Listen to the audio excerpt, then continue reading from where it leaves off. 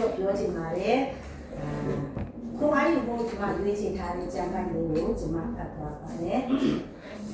ကဘာဦးကျမ်းအခန်းကြီး32ကဘာဦးကျမ်းအခန်းကြီး32အငယ်22ကနေဒီမှာဖတ်ပါမယ်ညမကုန်ရင်ထား၍မယား2ယောက်ဂျုံမ2ယောက်သား30နဲ့1ယောက်သား31ယောက်တို့ကိုဆောင်ယူ၍ရဘုတ်ချောင်းရေတင်ညာအရက်ကိုကူးလေ၏ထို့သောသူတို့ကိုယူ၍မိမိဥစ္စာရှိသည်များနှင့်တကွချောင်းတစ်ဖက်သို့ကူးစေပြီးမှရာဘုတ်သည်တယောက်ကြီးနေ၍လူတူသည်မိုးလင်းသည့်ကံအောင်သူနှင့်လုံးထွေ၏ထိုသူသည်မိမိမနိုင်မှကိုသိလျင်ရာဘုတ်ပေါင်ချံကိုထိုး၍လုံးထွဲစေ၍ပေါင်စစ်ပြုတ်လေ၏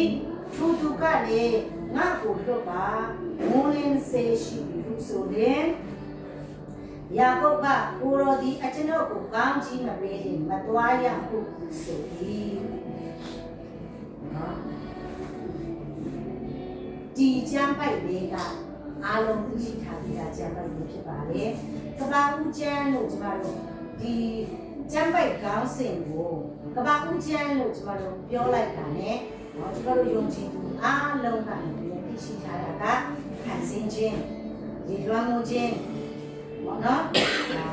နောအေယောရှုစတဲ့ယောရှုမဟုတ်သေးဘူးယောသက်နော်စတဲ့ကျမတို့မျက်စိတွေမှာတန်းပြီးတော့ပြီးရင်အာဗြဟံစတဲ့ဒီမနေ့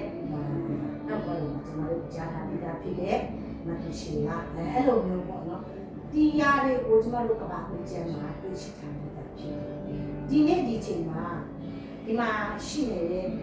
ယုံကြည်သူဖခင်များဆရာများဆရာမများအားလုံးဒီမှာရောက်ရှိနေသူတွေအားလုံးကတိကျကျလို့ကျွန်တော်မပြောတတ်ဘူးနေရွေစင်ကလေးကနေပြီးတော့ခရိယာမိသားစုကမွေးဖွားတာအဖြစ်ကြတယ်ကျွန်တော်တို့အသက်နဲ့အများခရိယာဖြစ်ကြတယ်သူတွေများပါတယ်နော်အနေနဲ့ကတော့နောက်မှတက်တာပြောင်းလို့ဖြစ်ပေါ့နော်ဆိုတော့ဒီကျမ်းပိုက်လေးကိုကျွန်တော်တို့ကြည့်နေဆိုရင်ဘသူနဲ့ဘသူရဲ့အကြောင်းလဲဆိုတော့ယာကုပ်ရဲ့အသက်တာနဲ့အေသောယာကုပ်နဲ့အေသောဆိုတဲ့ဣဇက်ရဲ့သားနှစ်ယောက်ဖြစ်တဲ့ယာကုပ်နဲ့အေသောထဲမှာဖျားရွေးကောက်ထားတဲ့ယာကုပ်ရဲ့အသက်တာသူ့ရဲ့အသက်တာအခက်ခဲကြုံတွေ့ရတဲ့အခါသူ့ရဲ့အသက်တာမှာဘယ်လိုလျှောက်နိုင်တယ်ဒီဟာလေယာကုပ်အသက်တာလေးကိုကြည့်ချင်းအားဖြင့်ကျွန်တော်တို့ယုံကြည်တယ်အထူးတစ်ဖြစ်ကျွန်မပြင်ဆင်လာတာဖခင်နဲ့ကျွန်မပြင်ဆင်လာဖြစ်ကိုအနေနဲ့ပေါ့နော်ဖခင်နဲ့အတွက်အထူးတစ်ဖြစ်ယာကုပ်ရဲ့အသက်ကလေးကြည့်ပြီးတော့ကျွန်တော်တို့အားကြလို့ကျွန်မပြင်ဆင်ထားပါတယ်ဒီကျမ်းပိုက်မှာကြည့်နေဆိုရင်ယာကုပ်ကအငယ်20နှစ်မှာမြတ်မကုန်ဘူးထပြီးတော့မယား2ယောက်ရဲ့သား7ယောက်ရဲ့သူ့မှာရှိတဲ့ပစ္စည်းဥစ္စာကိုတဲ့သူကန်းတဲ့ရဘုတ်ချောင်းတစ်ဖက်ကန်းကိုနော်အရင်ဦးစိန်ပြီးမှသူဟာ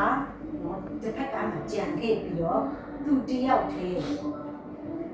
နော်လူတူးနဲ့လုံးပိုင်းလို့ဆိုရင်လုံးထွေးလို့ဆိုရင်ကိုကျွန်တော်တို့တွေ့ရဖြစ်တယ်ကျွန်တော်တို့ဟာခါလို့ကျမ်းပိုက်မှာကြတော့ဒါနော်လူတူးနဲ့နော်ဒီတိုင်းဒီပိုင်းလုံးနေပေါ့နော်အင်္ဂလိပ်လိုမှာလည်းပဲဒီပိုင်းလုံးနေလို့သူတို့ရေးထားတယ်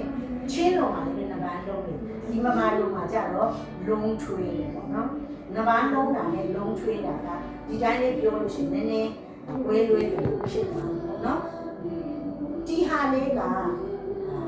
အတိတ်ပင်လေးကိုကျွန်မလေ့လာနေတာတော့လေကြည့်တဲ့အခါမှာနော်တစုံတယောက်ကိုသူ့ခါနဲ့ဒီလိုဖက်ပြီးတော့ဒီလို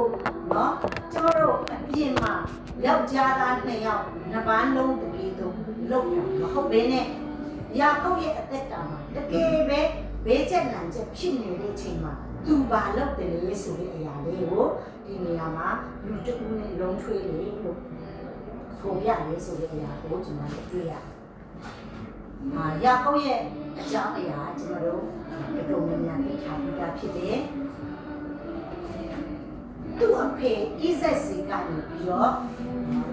တာကြီးအမွေကိုသူလက်ခံရရှိထားတဲ့သူဖြစ်တယ်။အဲဒီခါမှာသူ့အကိုအေးတော့ကနေပြီးတော့တတ်မယ်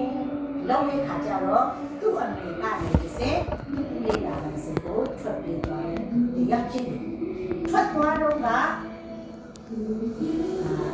သူတောင်ပေးတဲ့ချောင်းနဲ့ထွက်သွားခဲ့တဲ့သူဖြစ်တယ်။အခန်းကြီး31နော်အခန်းကြီး31အနေ3မှာ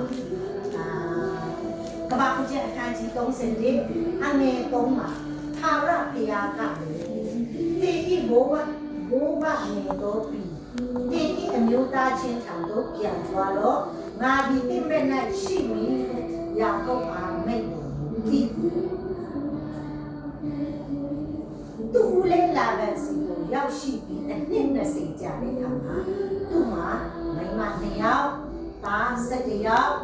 ကျွန်းနေတဲ့နော်ဒရိတ်ဆန်မြောက်များစွာဘုရားပေါင်းစုပေးထားလို့ဆိုတဲ့နေရာကိုကျွန်တော်သိရှိပါပြီဒါဖြစ်တယ်အခန်းကြီး30နဲ့ဒီအငယ်3ရောက်လာတဲ့အခါမှာဖယားကနေလေယာကုပ်ကိုနော်တည့်ရဲ့ဘိုးလေးရှိနေနေရာကိုပြန်သွားလို့ဒီအမျိုးသားချင်းစီကိုတင်သွားတော့ငါဒီတင့်မဲ့မှာရှိနေဆိုပြီးတော့ဖယားကပြောထားတယ်ဂတိပေးထားတယ်ဒီဟာတွေကယာကုပ်စီမှာဖယားပြောတဲ့ဒီဂတိတွေကနော်ဘေချမ်းပိုင်ရဲ့ဖယားဂတိကိုပြည့်စုံဖို့လေဆိုရင်ကဘာဦးကျန်အခန်းကြီး12အာဗြဟံကိုဖယားသခင်ကနေပြီးတော့တင့်ကိုငါလူမျိုးကြီးဖြစ်စေမယ်ဆိုပြီးတော့ဂတိပေးထားတယ်အာဗြဟံစီမှာဖယားဂတိပေးထားတယ်ကျမ်းပိုက်ပြည့်စုံဖို့ရအတွက်ယာကုပ်အသက်တာမှာအာဗြဟံကနေတဆင့်ဣဇက်ကနေတဆင့်ယာကုပ်ရဲ့အသက်တာမှာထင်ထင်ရှားရှားတွေ့မြင်ရတော့မယ့်အခြေအနေလေးဖြစ်ပါလေဆိုတဲ့အရာလေးကိုကျွန်မထပ်ပြီးတော့ပြောပြချင်ပါလေယာကုပ်ကနေပြီးတော့ဖယားရဲ့စကားကိုသူကြားလေးကြားလိုက်တော့သူဘာလုပ်လိုက်တယ်လဲဆိုတော့သူ့ရဲ့ဂျုံသူ့ရဲ့ dress ဆန်ကိုအဖွဲနှစ်ဖွဲ့ခွဲလိုက်တယ်အဖွဲနှစ်ဖွဲ့ခွဲလိုက်သူ dress ဆန်ရဲ့အရေးအတွက်ကျွန်မမပြောတော့ပါဘူးနော်အဖွဲခွဲပြီးတော့ရှေ့မှာတစ်ဖွဲ့ကိုသွားစီကဲသွားပြီးတော့ကျွန်တော်အကိုအေးတော့သွားတွေ့တာငါပြန်လာတော့မလာတော့ဘူးပေါ့နော်အကြောင်းကြားစေတဲ့ခါမှာသူတို့သွားတယ်ယာကုပ်ကိုလည်းsorry အေးတော့ယာကုပ်ရဲ့အကိုအေးတော့ကိုလည်းသွားလေတွေ့တော့အေးတော့ကလည်းပဲနော်သူ့ရဲ့တပိတ်တပန်း400နဲ့သူလည်းချီတက်လာတယ်ယာကုပ်ဘက်ကိုသူချီလာတယ်နော်တိုက်ဖို့လားဂျိုဆိုဖို့လားလုပ်ဖို့လဲဆိုတာဒီမှာမရေးထားသေးဘူးအဲ့ဒီအချိန်မှာအကိုကိုသွားပြောပြီးတော့အဲတော့ကိုလည်းသွားတွေ့တယ်အဲတော့ကလည်းလူ400နဲ့ချီလာတယ်ဆိုပြီးတော့သူ့ဂျုံကယာကုပ်ပြောပြတဲ့အခါမှာယာကုပ်ကတော်တော်လေးကိုတုံ့ထုတ်သွားတယ်အရင်မဲ့တုံ့ထုတ်သူ့ဂျုံကိုလည်းမှားထားတယ်ဒီဟာတွေဘသူဟာတွေနင်တို့ဘသူတွေလဲလို့အကိုအဲတော့ကမဲလို့ရှိရင်ကျွန်တော်တို့ကယာကုပ်ရဲ့လူတွေဖြစ်တယ်ဒီ trace ဆန်တွေကအကိုဆရာကိုပေးဖို့နော်အဲတော့ယာကုပ်ကနေပြီးအကိုအဲတော့ကိုပေးဖို့လက်ဆောင်ပနာတွေလက်ဆောင်အနေနဲ့ထည့်ပေးလိုက်ရတဲ့ trace ဆန်တွေဖြစ်တယ်ဆိုတဲ့အရာကိုယာကုပ်ကမှားထားပြီးတော့ပြောစစ်ချီလာတယ်ချီတက်လာယာကုပ်ကချီတက်လာ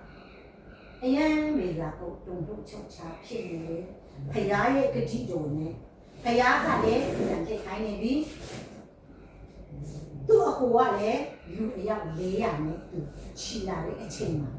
ယာကုပ်ဘလို့နေလို့နေရမှမသိဘူးဟိုမှာလည်းသူ့ဦးလဲလာပါနဲ့နော်သူ့အသက်ကမှာပြဿနာပေါင်းများစွာနဲ့သူလည်းထွက်လာပြီဖြစ်တယ်ဒီအခြေအနေလေးမှာ ရာကောက်ရဲ့အတွက်ကသူပါလို့ကလေးဆိုသူ့ရဲ့ဂျွန်နဲ့ဒရိတ်ဆိုင်နဲ့အားလုံးကိုရှိတာနောက်ဆုံးအဲ့နောက်မိသားစုဖခင်နေနော်နောက်ဆုံးသူ့အတွက်အရေးကြီးဆုံးကသူ့ရဲ့သားတွေနဲ့သူ့ရဲ့မိန်းမတွေဖြစ်တယ်